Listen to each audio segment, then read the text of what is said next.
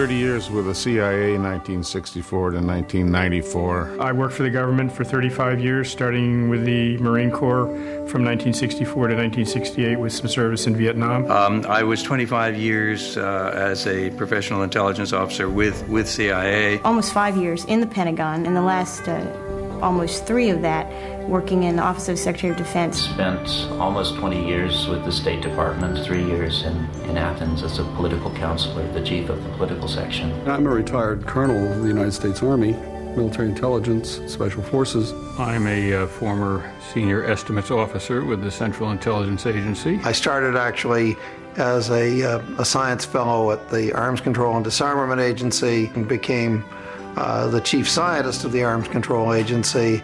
For 27 years was an analyst first of Soviet affairs and then of wider responsibilities. Well, I'm a congressman representing the 30th District in Los Angeles. I've just completed almost 3 decades of service to the United States. Most recently, I was an assistant secretary of defense in the Pentagon from 1994 to 2001. I served for 23 years in the American Foreign Service as a diplomat. I worked for the CIA for 28 and a half years. I joined the agency in 1988, originally with what was then known as the National Photographic Interpretation Center. I'm Washington editor of The Nation magazine. I've been doing that for about 16 years now. I'm the Labour MP for a constituency in Birmingham called Birmingham Lady Ward.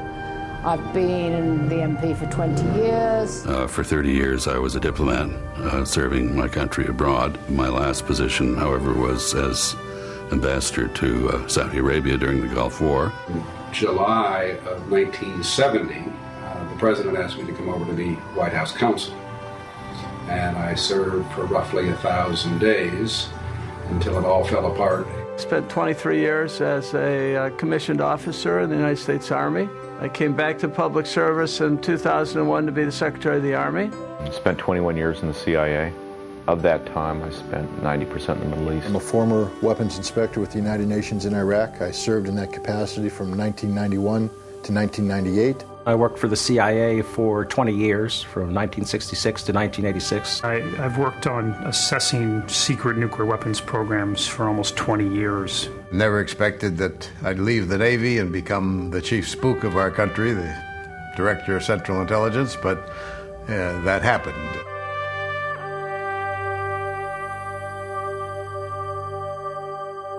Saddam Hussein now has weapons of mass destruction. Iraq's weapons of mass destruction. A clear threat to the United States. There's dozens of ballistic missiles. It has sponsored and sheltered terrorists. Paying suicide bombers. Chemical weapons are equally true. Biological weapons, including anthrax and botulism toxins. Biological and chemical agent to kill millions of people. Chemical weapons, including VX and sarin, mustard gas. To a massive and sudden horror. Massive death and destruction. Death on a massive scale. The danger to our country is grave. The danger to our country is growing. The Iraqi regime possesses biological and chemical weapons. The Iraqi regime is building the facilities necessary to make more biological and chemical weapons. And according to the British government, the Iraqi regime could launch a biological or chemical attack in as little as 45 minutes after the order were given. The regime has long-standing and continuing ties to terrorist organizations, and there are al-Qaeda terrorists inside Iraq. The regime is seeking a nuclear bomb,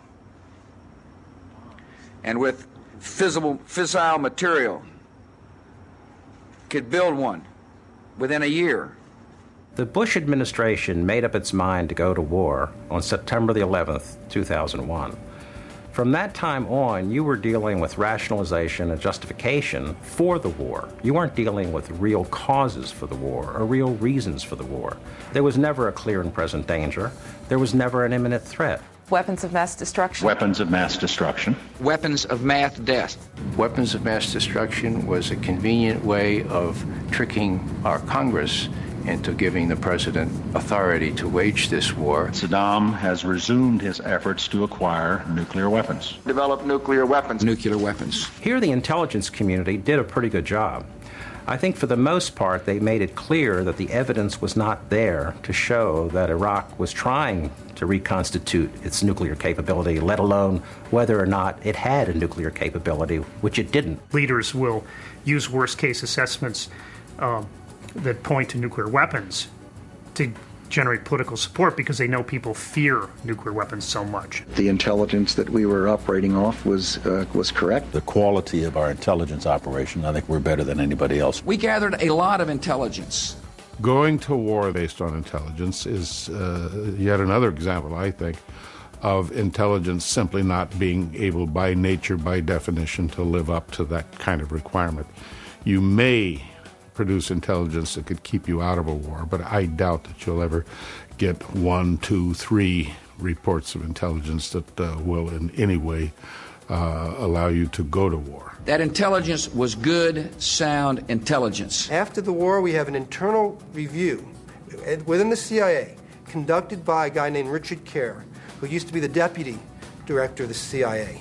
A CIA loyalist, enthusiast, and he at this point was telling reporters who bothered to ask that his initial findings were that the intelligence produced by the CIA was based on circumstantial, inferential evidence. They hadn't come up with any hard evidence since 1998 when the inspectors left, and that it always came with caveats and qualifiers. There were pretty robust debates among the various people who gathered and assessed information, but that as somehow as it went up higher in the chain of command, finally reaching the White House, that there was a selective use of information to make their case. I think this particular time, what has been very disturbing to my current colleagues, is the extent of massive intervention by people, particularly from Vice President Cheney's office and Vice President Cheney himself,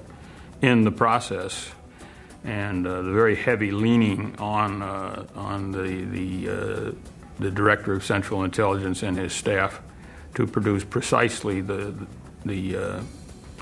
language, let me say, which would allow them to make the statements which they have been making to support the decision to go into Iraq. They call this data mining, going back over old information and coming with new conclusions. The whole purpose of the CIA was to leave those people out of Langley. That's why they're not in Washington. They're in Northern Virginia, away from the White House, away from Congress. Leave them alone, ask them what they think, but don't tell them to rethink their positions, because then you come up with nonsense, like we saw. I think when you begin to distort the evidence, it leads you into some very dangerous rationale. And I think the administration has not been honest with what its longer range goals and philosophy were. But we now know that Saddam has resumed his efforts to acquire nuclear weapons. Among other sources, we've gotten this from first-hand testimony from defectors, including Saddam's own son-in-law. His son-in-law's name was Hussein Kamel.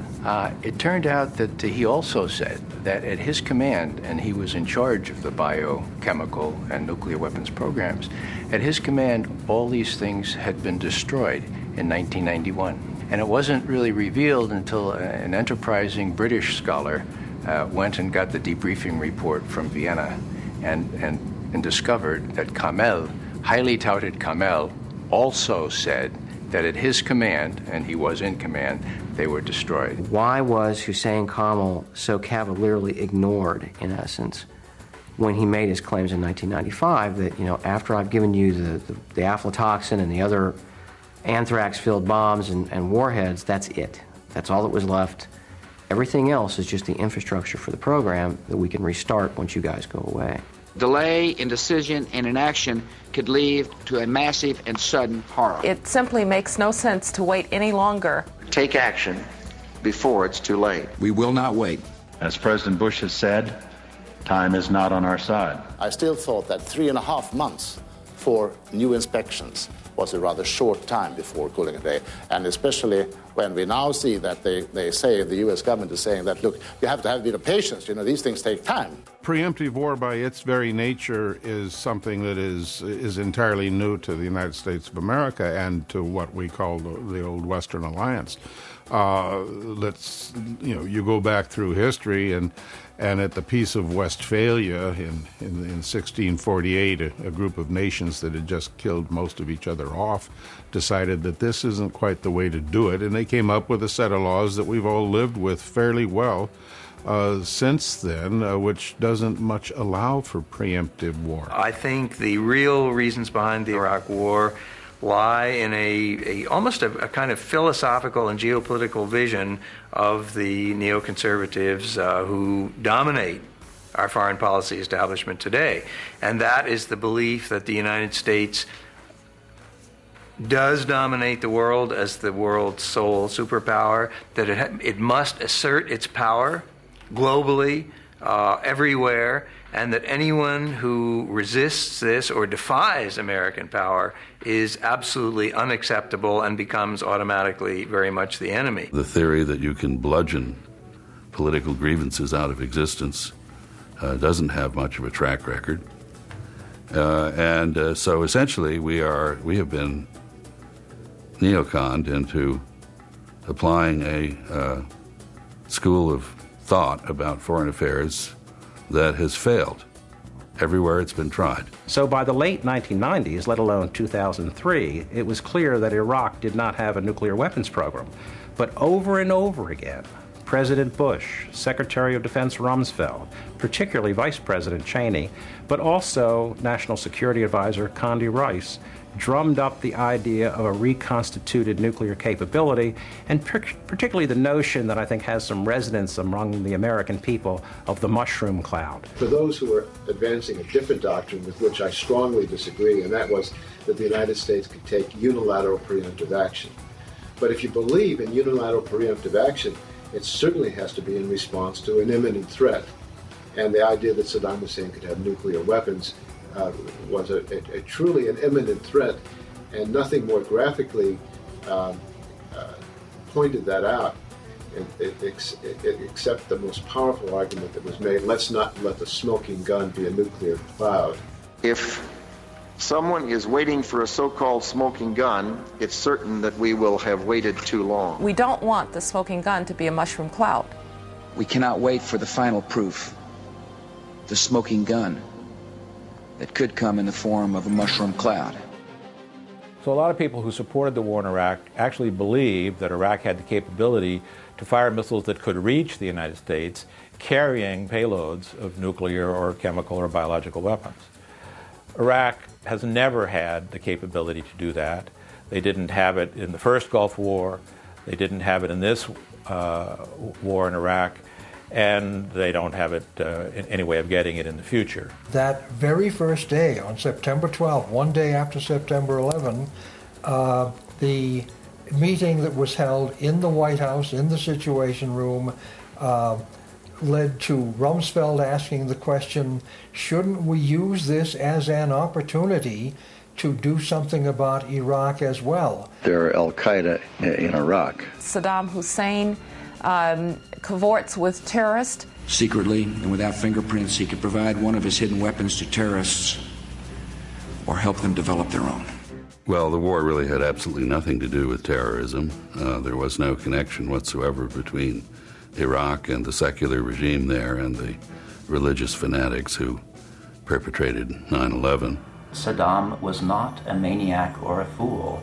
He was a terrible villain, yes, but he was not going to sacrifice his own life and the future of his country to stupid adventures with terrorists who had completely antithetical views to his. It is just inconceivable to anybody who understands Saddam Hussein and understands the nature of highly centralized dictatorships generally, that dictators would want to give up control of their most potent weaponry. Because once you've given up control, you have no control. So you can't say to al-Qaeda, you will use this or you won't use it. The decision on whether or not they're going to use it depends on what Osama bin Laden does. Do you want to entrust your fate to Osama bin Laden and his nihilistic ways. I don't think so. Saddam Hussein is a psychopath and a sociopath. He was not an irrational being in the sense that he was going to ensure his own demise by doing something like that. Al-Qaeda has had total contempt for Saddam Hussein himself. He's been a socialist. He's been very harsh. He's treated Islamic leaders, Islamist leaders, extremely harshly. Iraq, and we have very good intelligence on this, was not part of the picture of terrorism before we invaded.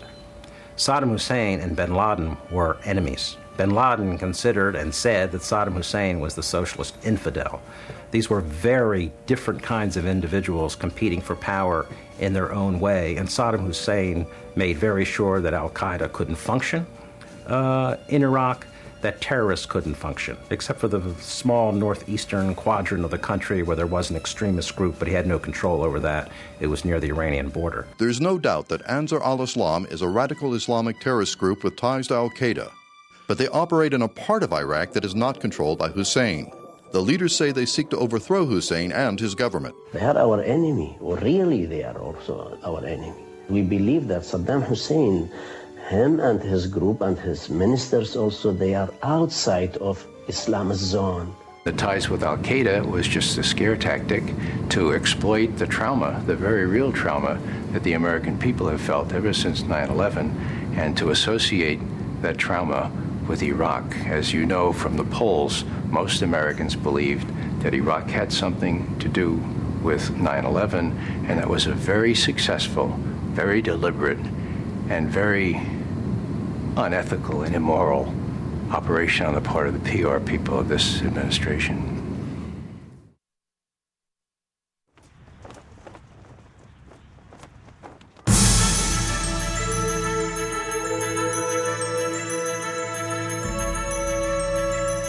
Every year, by law and by custom, we meet here to consider the state of the Union. This year we gather in this chamber deeply aware of decisive days that lie ahead. Bush presented so many distorted beliefs, estimates, and guesstimates that he appears that he was misleading the public and the Congress.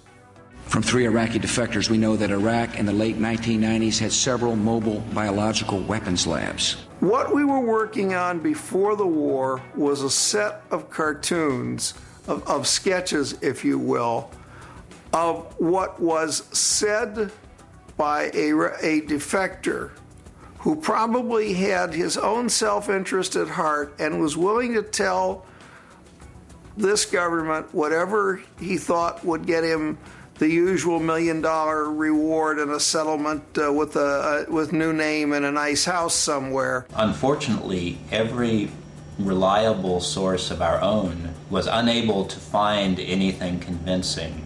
So we were dependent on the defectors provided by Mr. Chalabi of the Iraqi National Congress. It's fascinating to see that he has been providing intelligence for many years, and every checkable piece of that intelligence that's come to public notice has proven to be false, or at least self-serving in the extreme. Saddam Hussein had the materials to produce as much as 500 tons of sarin, mustard, and VX nerve agent. Any sarin that they were making in 1990, 1991 had a known shelf life of about 2 months. I have confirmed this with inspectors and analysts who were deeply involved in the 1990s analyses. Well, if you made it 12 years ago and it had a shelf life of 2 months, it may not be safe to drink, but it isn't sarin nerve gas any longer. And there's no way the agency could not have known that. U.S. intelligence indicates that Saddam Hussein had upwards of 30,000 munitions capable of delivering chemical agents. Inspectors recently turned up 16 of them, despite Iraq's recent declaration denying their existence. And then they tried to use the fact that inspectors found 16 of these as evidence that thousands more existed. And again, I mean, it's, as a methodology, it's a very weak way to predict anything. And I think it borders on propaganda to argue that the small number that have been found by inspectors implied that in this case, over 29,000 exist. Saddam Hussein has not accounted for the remaining 29,984 of these prohibited munitions. The Bush administration officials either routinely said or tried to give the impression that if Iraq had not fully accounted for all of a certain item related to chemical or biological weapons, then it must be there. And that's not at all what the inspectors said or found. He hasn't accounted for that material. He has given no evidence that he has destroyed it. And the inspectors could go in and say, okay, we can prove, yeah, you destroyed that set in this way or that set in that way, but these others, we can't prove it. And that doesn't mean that they didn't destroy these warheads or whatever the item was. It just means Iraq hadn't been able to prove it. Saddam Hussein had material sufficient to produce more than 38,000 liters of botulinum toxin, enough to subject millions of people to death by respiratory failure. The inspectors had evidence to say that Iraq had not fully revealed its biological weapons program, particularly its ability to make botulinum toxin, and therefore it was an open issue. But again, it doesn't mean that what the inspectors found was evidence that Iraq possessed that. Our intelligence sources tell us that he has attempted to purchase high-strength aluminum tubes suitable for nuclear weapons production. I think there was very little doubt that the centrifuge tubes, so-called, were nothing but rocket motor tubes to go into M81 style artillery rockets. They certainly have all the specs for that. Nuclear experts, for instance, from Lawrence Livermore's Laboratories Z Division, the experts on centrifuge enrichment, came out and said, no, you couldn't enrich uranium using these tubes. They're not compatible. I saw it as a deliberate attempt to take information and selectively take information and try to basically say Iraq poses an imminent nuclear threat and therefore action is absolutely necessary. And I felt that was absolutely wrong. The International Atomic Energy Agency confirmed in the 1990s that Saddam Hussein had an advanced nuclear weapons development program. The administration showed photos of nuclear or former nuclear weapon sites in Iraq, pre-1991 nuclear weapon sites, claimed that new construction showed they were ongoing nuclear weapons production sites. Complete nonsense. Before the war in Iraq, the United Nations inspectors told us that Saddam Hussein did not have nuclear weapons capability. It turns out that's true. The most troubling thing about the fact of the distortions and the misleading statements that Bush gave Congress is that it is a federal felony. It's a crime to mislead and distort information and present it to the Congress. The British government has learned that Saddam Hussein recently sought significant quantities of uranium from Africa. 8 days later, when Secretary Powell addressed the UN about weapons of mass destruction, he deliberately left out any reference to attempts to buy uranium from Africa. I didn't use the uranium at that point because I didn't think that was sufficiently strong as evidence to present before the world. CIA officials warned members of the president's staff the intelligence was not good enough to make the statement, Iraq tried to buy uranium from Africa. In October, for the Cincinnati speech, not for the State of the Union, but the Cincinnati speech, George Tenet asked that this be taken out of the Cincinnati speech, the reference to yellow cake. It was taken out of the Cincinnati speech because whenever the Director of Central Intelligence wants something out, it's gone. How to get back in? It's not a matter of getting back in. It's a matter, Tim, that 3+ months later, people didn't remember that George Tenet had asked that it be taken out of the Cincinnati speech, and then it was cleared by the agency.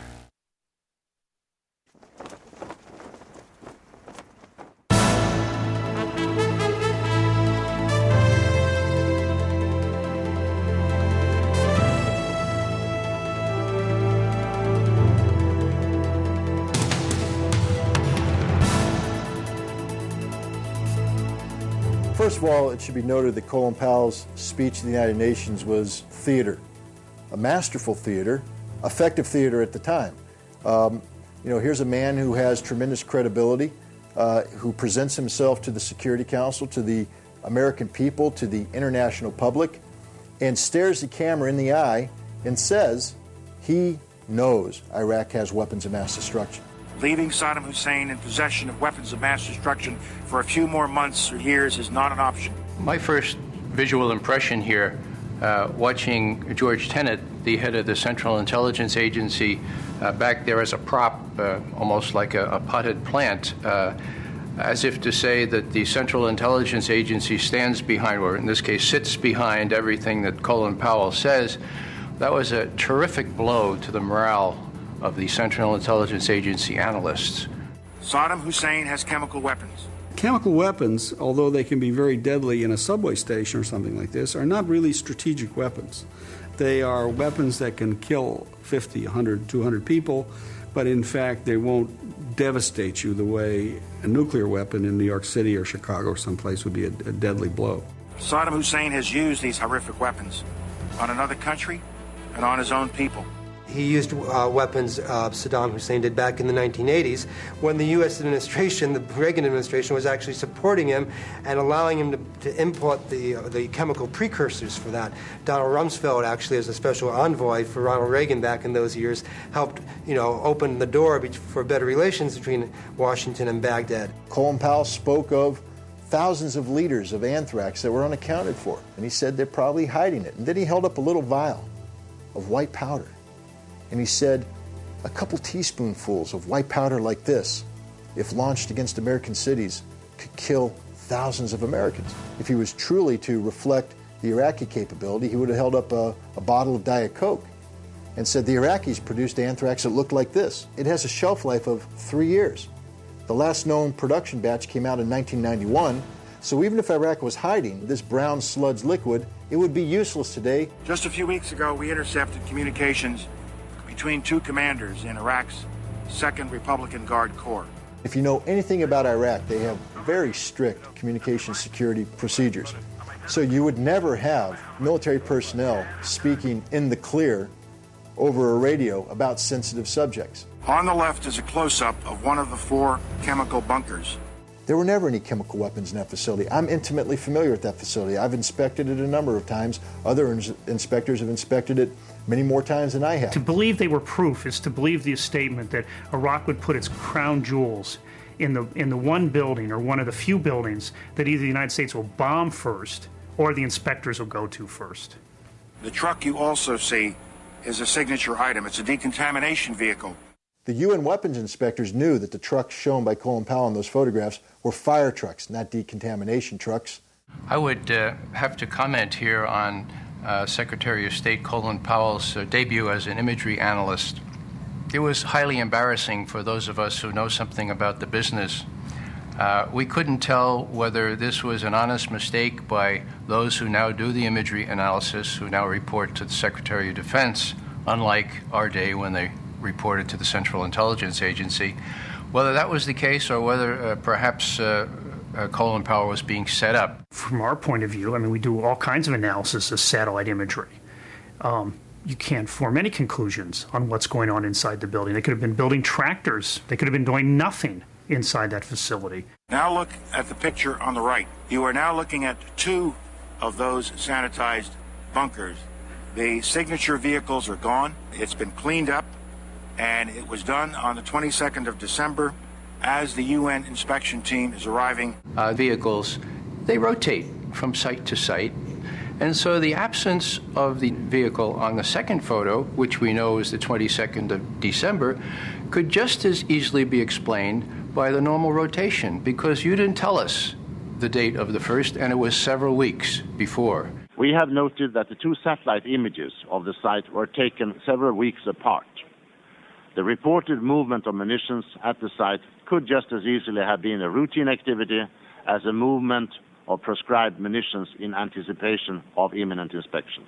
We have first-hand descriptions of biological weapons factories on wheels and on rails. These mobile labs have now been shown to be nothing more than hydrogen generation facilities. Here you see both truck and rail car mounted mobile factories. When you take a look at the mobile labs that Colin Powell discussed, he didn't put up photographs of these facilities. He put up artist renditions of these facilities. Why? Because we have no proof they exist. This video of an Iraqi test flight obtained by UNSCOM some years ago shows an Iraqi F-1 Mirage jet aircraft. Note the spray coming from beneath the Mirage. That is 2,000 liters of simulated anthrax.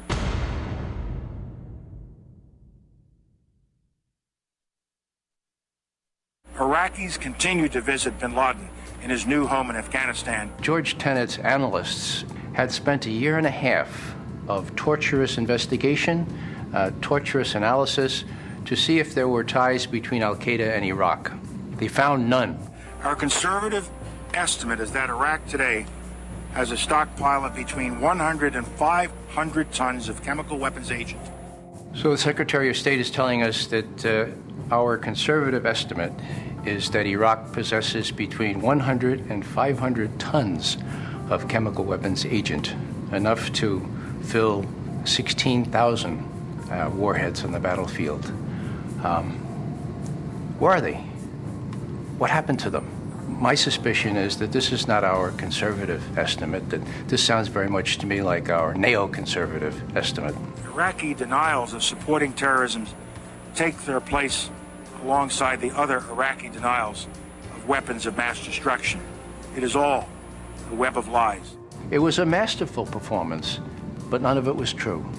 Where are all these weapons? Where is all this VX? Where is all the anthrax? The reality is that between the original UNSCOM inspections and the UNMOVIC inspections, you destroyed, with those inspections, 90 to probably 95% of the Iraqi arsenal.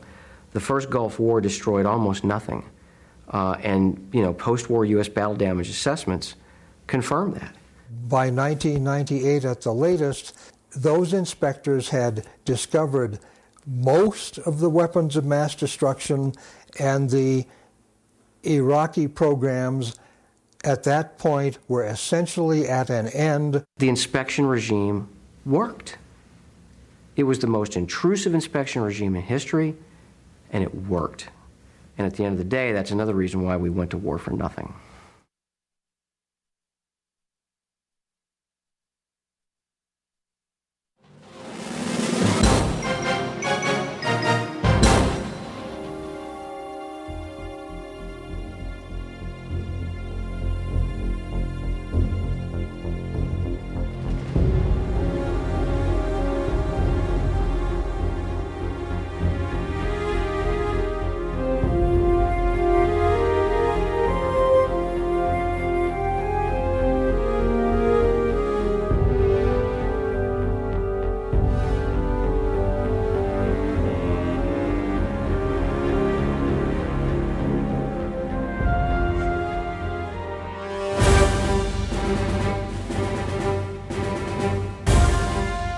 There's no doubt in my mind, but that they currently have chemical and biological weapons.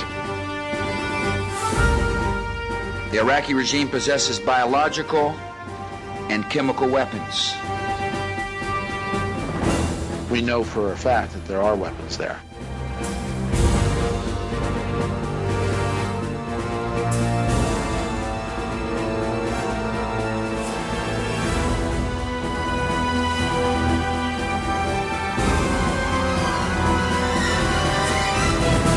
We found the weapons of mass destruction. We found biological laboratories. Everybody knows that Iraq had weapons of mass destruction. I have every reason to believe that the intelligence that we were operating off was correct. No question we have said that Saddam Hussein possesses biological and chemical weapons. We know where they are. They're in the area around Tikrit and Baghdad and east, west, south, and north somewhat. And all this will be made clear in the course of the operation for whatever duration it takes. And are you confident that you'll also find weapons of mass destruction?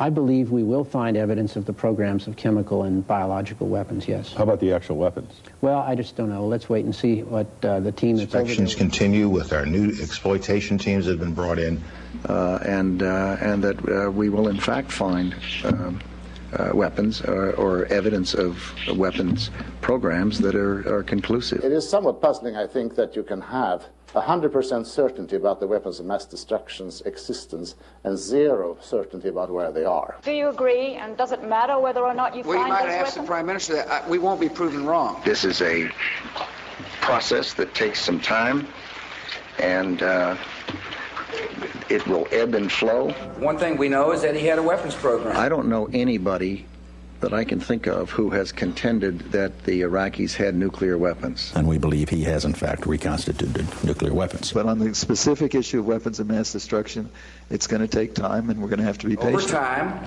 the truth will come out. Now, it's going to take time to find anything because they've had...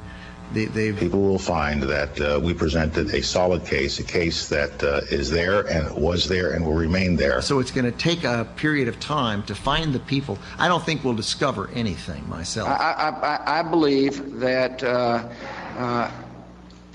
we will find the truth, and the truth is he was developing a program for weapons of mass destruction. I think what will happen is we'll discover people who will tell us where to go find it. You're not going to find it simply in a house-to-house search. You're going to find it when people start to talk to you. It is not like a treasure hunt where you just run around looking everywhere hoping you find something. I just don't think that's going to happen. The inspectors didn't find anything, and I doubt that we will. Our people are going to find out the truth, and the truth will say that this intelligence is good intelligence, no doubt in my mind. What we will do is find the people who will tell us.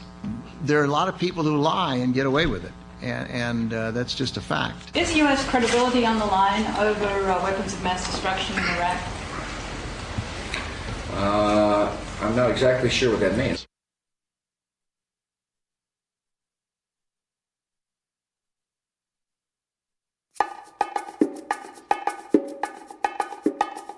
We're being told now that there's no way that we're going to be told what it's going to cost until after you have begun military action. It depends on the assumptions. It depends on how long the war lasts. It depends on whether weapons of mass destruction are used. What we have done is we have taken estimates looking at different variables and said, if this were the case on this variable and then on this variable, but there's so many variables that the numbers of possible point answers create a range that simply isn't useful. Yeah, I'm just not going to get into any speculation about numbers. We're dealing with a country that can really finance its own reconstruction and relatively soon.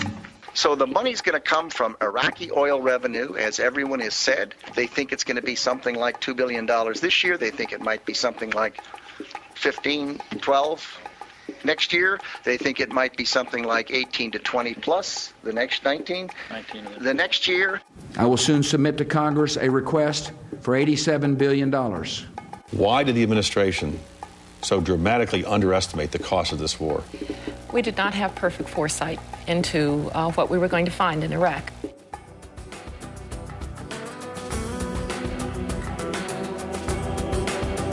Just 16 words in the State of the Union address, words that we now know were misleading.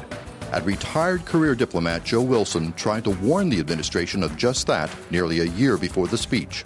I received a call from the CIA in February 2002, and I was invited out to talk to those people within the broader intelligence community who deal with three different subjects: Iraq, uranium, and Niger.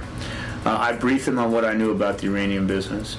It was during the course of that briefing that they said that they had received a report that had piqued the interest of the Office of the Vice President, and that report was of a purported memorandum of agreement authorizing the sale of uranium yellowcake, somewhat enriched uranium, from Niger to Iraq, and it was a document that was executed by the government of Niger.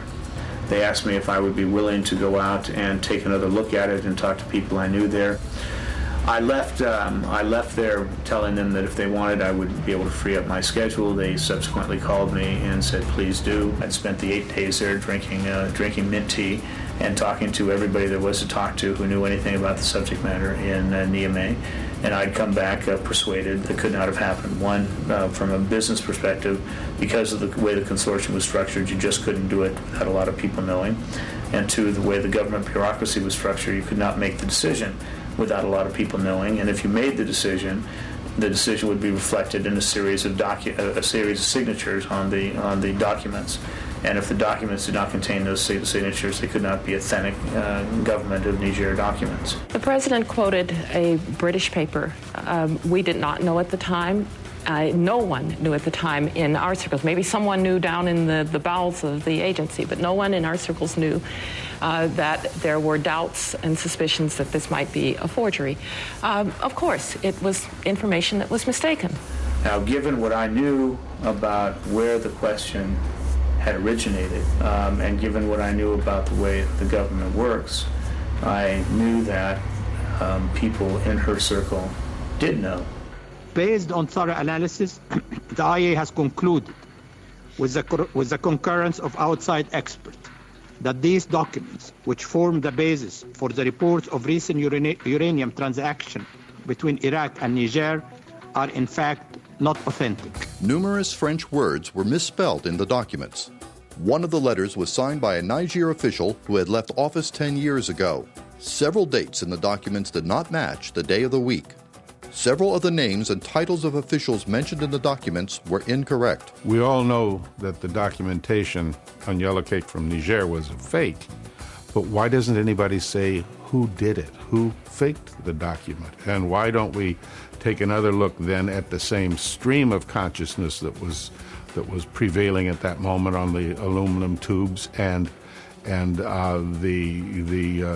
the trailers, the bioweapons trailers that were so ballyhooed. At that point, someone's got to say, who is putting this intelligence out there and why? And I don't think that question's been answered, and maybe because the answer is known, and it's not a pleasant one. Who was it that asked for this review of the Niger nuclear material question? It was the Vice President. Mr. Wilson, former ambassador, was sent to Niger in response to the Vice President's questions about this issue. So assumedly, the Vice President got a report back in response to his question, and that report contained the Wilson memo, his assessment of the situation. The question remains, who did the document? Who forged the document? And why? The list is possibly short. Somebody ought to be able to work on that. Wilson says his family is the subject of a smear campaign by senior administration officials. They deliberately leaked his wife's identity as a covert CIA operative, damaging her future career and compromising past missions, after he criticized the administration on Meet the Press and in the New York Times. The White House hatchet men came out and started writing articles in which they basically said that Wilson, the first one came out and said that Wilson told the truth because he's a Democrat. Set that up as an argument. Democrats tell the truth, ergo Republicans fill in the blank. Then a couple of senior administration officials leaked to Bob Novak that my wife was a CIA operative involved in the weapons of mass destruction business at the CIA. Senior administration officials is a key to being it's typically the president, vice president, cabinet officers, and the top of the White House had gone out of their way to get that information out. Not only told Novak, told Time magazine, they wanted that information out. Now, that's against a statutory law that prohibits the identification of CIA operatives. What you're doing when you expose a CIA officer of any name, you're basically taking their entire career and flushing it down the toilet. It also has the potential of placing that person in jeopardy because of their operations and their own operations and people they have operated with in jeopardy. So it was a very vengeful act against the ambassador to try to hurt him by hurting his wife's career, if not wishing her physical damage. I had never seen a dirty trick that could be a hit. A president of the United States and an administration who has come to office on a platform of restoring dignity and honor to the White House. What they did was neither dignified, nor was it terribly honorable, nor was it germane to the issue at hand.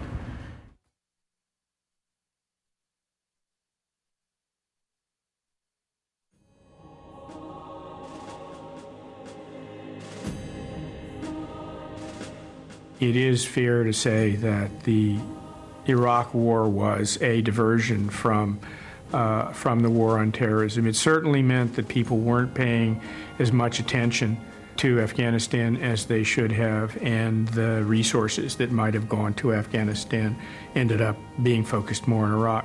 If you attack another country with no justification, people are going to say, wait a minute, this isn't a war on terrorism, this is a war on this is imperialism, this is colonialism, you know. And this is why it's a distraction, because you need the help of these people.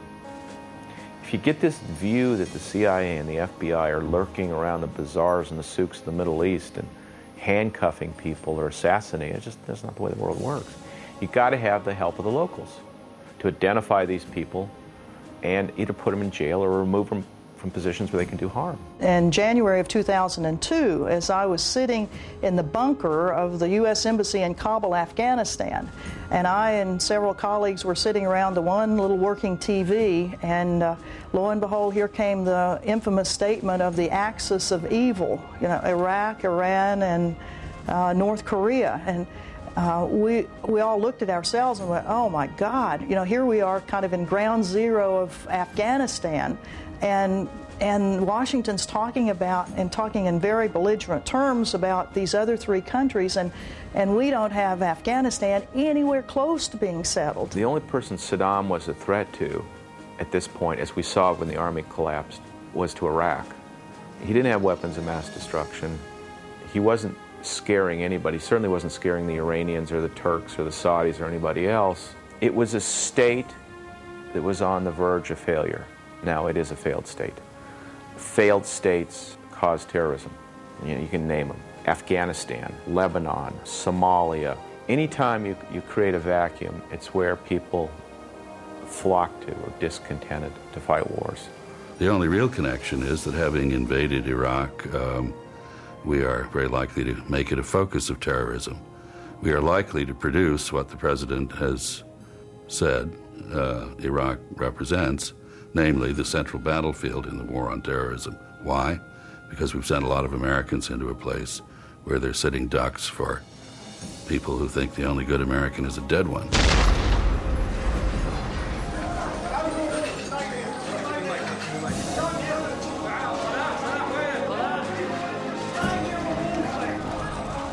"22 people were killed in the attack. About an hour ago, a massive car bomb ripped out the corner of a building here, and the casualties are still coming out."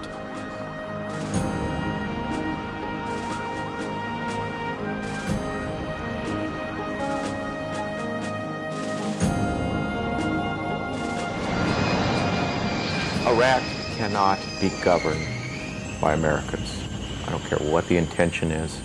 I don't care if we truly want to build a democracy. It cannot be ruled by a foreign power. We, as the one indispensable nation of the world, as we characterized ourselves for so long in the last administration, cannot contemplate that possibly someone else might not like everything we call the American way of life, and that they would, in fact, welcome us into their countries. This may not be the case. The only tool in the toolbox of the Bush administration is military force. Military force is a very blunt instrument. It just doesn't work. We've created more terrorists in Iraq, and we haven't even solved the problem in Afghanistan. One of the more ironic effects of the attack on Iraq was to buttress other countries in the conviction of the infamous remark by an Indian general after the first Gulf War, when he said the lesson of this war is that if you have to fight the United States, you better have nuclear weapons. In some respects, it's as if Vietnam didn't even happen. It's as if a lot of our leaders have suffered some kind of historical and political lobotomy. And that's frightening. And every American should be concerned about that, because the United States ultimately is supposed to be an exemplar for the rest of the world. We are supposed to be, in Ronald Reagan's words, that shining city on a hill. Well, that shining city is looking kind of slummy right now in terms of our image abroad, and I think with good reason. We've violated, I think, fundamental principles that have guided this country's foreign policy so successfully since 1947. You don't want your president to be seen as a hot dog. And when your president gets into a jumpsuit and gets in the back of a jet and lands on an aircraft carrier and then waddles out with his little straps between his legs, and that's not, you want a sign of kind of maturity and not testosterone blasting through when you're talking about things so fundamentally important as sending a nation to war and sending young men and women to their deaths. There is a sense in Washington now that you can't raise objections to this because you're not supporting the troops in the field. I would rapidly point out that unlike almost anybody I know that holds office in this country, I've had 2 sons in uniform, both of whom have been in combat, and so I don't have to take any nonsense from anybody, nor will I. Mark Twain's definition of patriotism is patriotism is supporting your country all the time and your government when it deserves it. Well, I don't think it's patriotic to stand by and remain silent while your country stumbles into disaster. Patriotism is the last refuge of scoundrels, and I think these are scoundrels. They have no argument now. They have no defense for what they did. The country is in a terrible international security situation that I think is perilous. So they're attacking the patriotism of others. Having been an insider, I know that the insiders don't have it all right. They make mistakes, and indeed there's more likely to be mistakes and there's more likely to be misjudgment if there is no criticism. It was Jefferson who said that our kind of government is not based on trust. It's based on, in fact, suspicion. Supporting the Constitution, understanding what's in the Constitution, caring about the Constitution. That's why we don't have a king, because we have a piece of paper.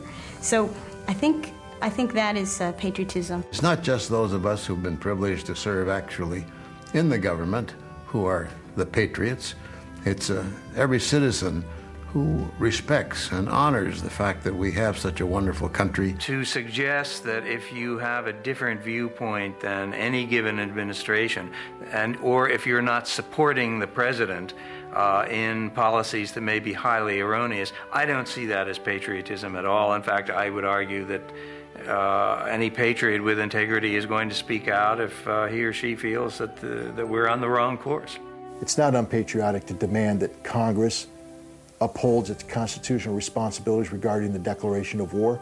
It's not unpatriotic to be very upset, vocally upset, when Congress abrogates this constitutional responsibility by transferring war powers authority to the President of the United States, as they did in October of 2002. Listen, when you guys were working NASDAQ and the dot-coms, I was out in Iraq trying to get rid of Saddam and almost got killed for it. And besides, almost going to jail. So it doesn't take a whole lot of courage for me to come out against the war, and I did at the beginning, but I was studiously ignored. When we did the first Gulf War, when I came out of Baghdad in 1991, I met with the President of the United States, I met with the senior leadership of both parties, and the one thing that sticks with me to this day is the extent to which each one of them explained to me in very emotional terms the extent to which they had to plumb their consciences to come to a decision on how to vote on the use of force authorization. It had been a moral decision on their part. It had been one that had kept them up at night as they thought their way through this.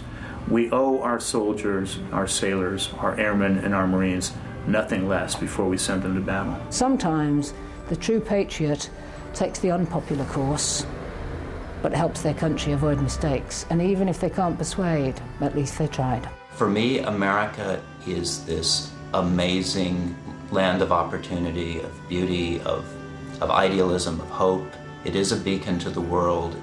It's a place of fantastic people. And what infuriates me more than anything else is that this administration has systematically slandered, libeled, blackened the image of America to our friends and allies around the world. Having the authority and the ability to go and wage war is a very, very solemn thing, and it needs to be done with care and with deliberation and with genuine forethought.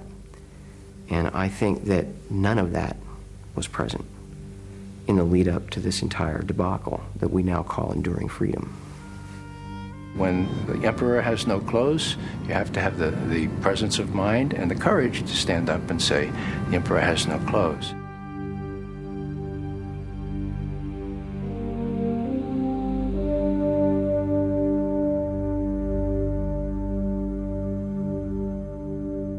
Let me comment on that. I'm not so sure the role of the United States is to go around the world and say this is the way it's got to be. We can help. And maybe it's just our difference in government, the way we view government. I mean, I want to empower people. I want to help people help themselves, not have government tell people what to do. So I'm not exactly sure where the vice president is coming from, but I think one way for us to end up being viewed as the ugly American is for us to go around the world saying, we do it this way, so should you. Now, we trust freedom. We know freedom is a powerful force, much bigger than the United States of America, as we saw recently in the Balkans. But maybe I misunderstand where you're coming from, Mr. Vice President, but I think the United States must be humble and must be proud and confident of our values, but humble in how we treat nations that are figuring out how to chart their own course.